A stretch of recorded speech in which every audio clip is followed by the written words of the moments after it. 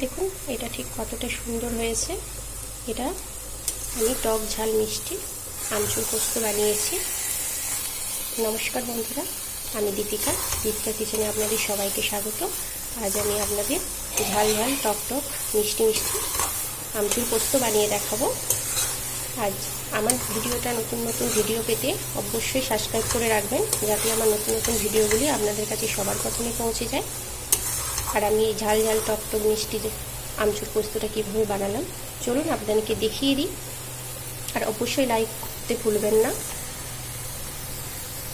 আর আশা করি আপনাদের আমার এই রেসিপিটা ভালো লাগবে।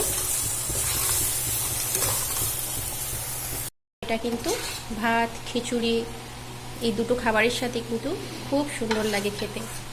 আপনারা যদি বাড়িতে বানান তাহলেই বুঝতে পারবেন। আমি যেভাবে বানালাম আপনারা ঠিক এভাবেই বানাবেন, তাহলে বুঝবেন এটা ঠিক দেখবেন এটা ঠিক কতটা সুন্দর হয়েছে। চলুন তাহলে আমি আমার ভিডিওটা শুরু করি। আমচুর পোস্ত বানানোর জন্য আমি দেখুন এখানে কিছু আমচুর নিয়েছি, ছোট ছোট করে কেটে নিয়েছি।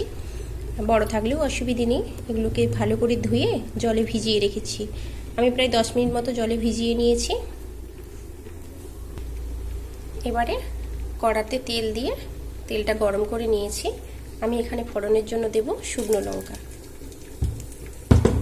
শুকনো লঙ্কাটা একটু নাড়াচাড়া করে ভেজে নেব।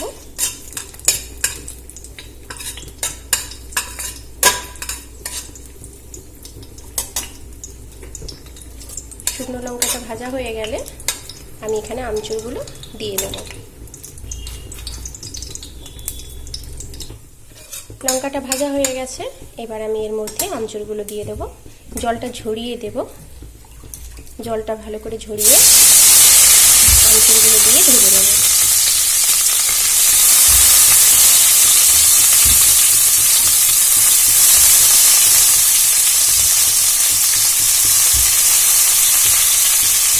আমি এখানে সমস্ত আমচুরগুলো দিয়ে দিয়েছি। এবারে ভালো করে নাড়াচাড়া করে ভেজে নেব।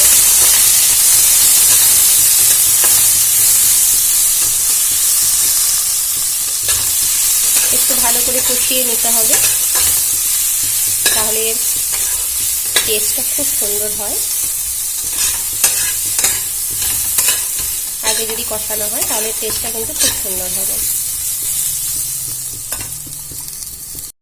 দেখুন আমি পোস্ত বেটে নিয়েছি। এখানে কিন্তু আমি লঙ্কা দিইনি, কাঁচা লঙ্কা দিইনি। আর এতে কাঁচা লঙ্কা দেওয়ার লাগে না, না দিলেও অসুবিধা নেই।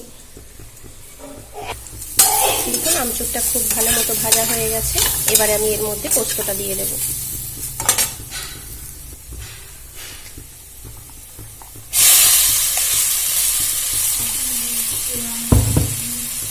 পোস্তটা দিয়ে দিয়েছি। এবারে কিন্তু খুব ভালো করে কষিয়ে নেব, যাতে পোস্তের হালি গন্ধটা না থাকে। পোস্তের যে একটা কাঁচা গন্ধ থাকে সেটা যাতে না থাকে সেই জন্য।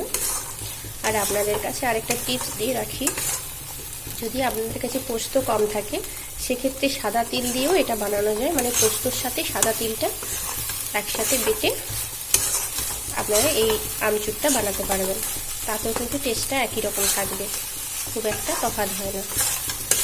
এবার এটা খুব ভালো করে কষিয়ে নেব।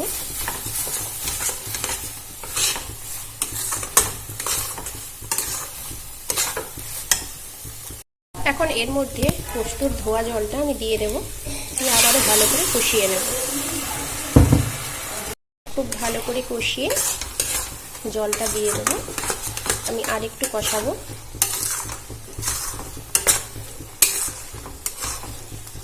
এখন অবধি পোস্তর কাঁচা গন্ধটা রয়ে গেছে, তাই আমি আরেকটু কষিয়ে নেব। দেখুন এটা খুব ভালো মতো কষানো হয়ে গেছে।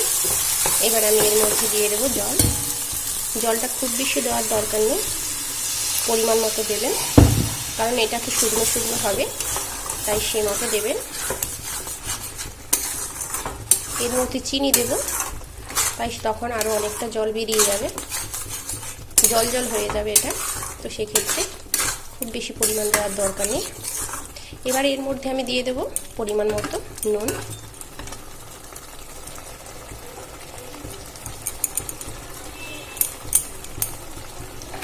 আর দিয়ে দেব হলুদ। এতে কিন্তু হলুদ না দিলেও অসুবিধা নেই, তবে অল্প একটু আমি জাস্ট অল্প কালারের জন্য একটু হলুদ দিলাম, একটুখানি, খুব বেশি দিইনি। এবার এটা কিন্তু খুব ভালো করে নাড়িয়ে চাড়িয়ে রান্নাটা করে নিতে হবে। এতে একটুক্ষণ আমি হতে দেব, 2 মিনিট মতো, তারপরে এর মধ্যে আমি চিনি দেব। আমি এর মধ্যে এবারে আমচুর ধোয়ার যে জলটা রেখেছিলাম, ভিজিয়ে রেখেছিলাম আমচুরের যে জলটা, সেই আমচুর ভেজানো জলটা আমি এর মধ্যে দিয়ে দেব।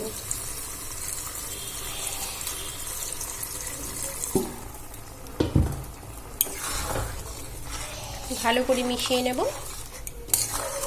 তারপরে ঢাকা দিয়ে 2 মিনিট মতো হতে দেব।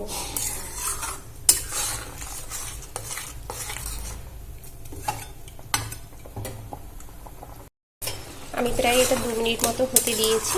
এবার এর মধ্যে দিয়ে দেব চিনি।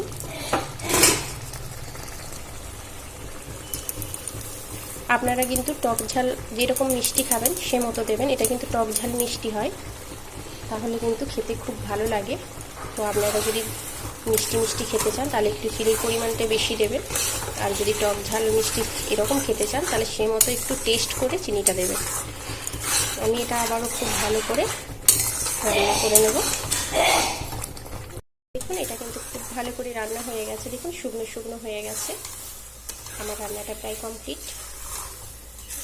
আপনাদের আমার রেসিপিটা কেমন লাগলো অবশ্যই কমেন্ট করে জানাবেন, আর যদি ভালো লেগে থাকে বাড়িতে অবশ্যই একবার ট্রাই করবেন।